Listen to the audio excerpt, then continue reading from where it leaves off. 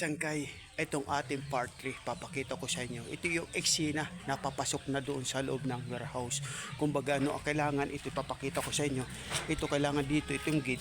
Kailangan ang mga nandito nakabantay, puro talaga mga stuntman. Kasi ang papasok talaga, mas lalo po yung mga hindi pa alam yung eksena, papasok yan talaga dito sa loob yun. So pagdating dito sa loob, ito yung pinapakita ko sa inyo. Ito yung kunwari, ito yung mga sasakyan dito sa warehouse. Kasi kung bakit nandyan yan, ito yung mga itong mga tinataguan dito ng mga kalaban.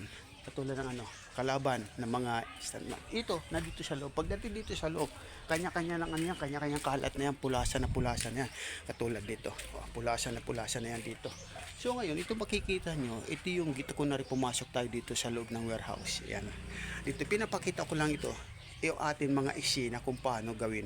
Kayo mga yung mas lalo ito yung mga nangangarap maging stuntman, tuloy pa rin ang ensayo nyo, tuloy ang training nyo. Kailangan importante, matuto kayo sa ginagawa nyo. Hindi lang porket nag-stuntman kayo, isang beses lang talagang stuntman na kayo. Kasi napakahirap talagang katulad dito ginagawa natin. Pag pumasok dito sa loob, nakikita ninyo ang mga eksena, kalat na yan. Mas lalo po dito papakita ko sa inyo kung paano yung iba tumatalon.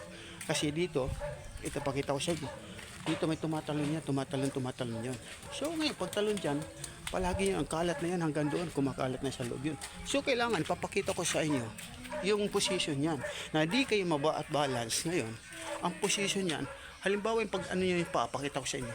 Ang panyo, papakita nyo, nakaganon yan. Ito yung talampakan ang ipapakita nyo pag orsa tumatalon kayo. Ganun ang ganun ang position na pag tumalon na kayo. So ngayon, yung ating part 3 na pinakita ko sa inyo kung paano na pumasok na sa loob ng warehouse. Ayan, daan tayo na yung pinagpahirapan natin maging stuntman, nagpapakapagod tayo. Ito na yung mga eksena na ginagawa natin. So ngayon, maraming ating mga followers dyan, hindi ka pa nakasubscribe, hindi ka pa nakashare, itong aking kunting share sa inyo, i-follow nyo, i-like nyo, suportahan natin Big Samar. Maraming salamat po. Bye-bye.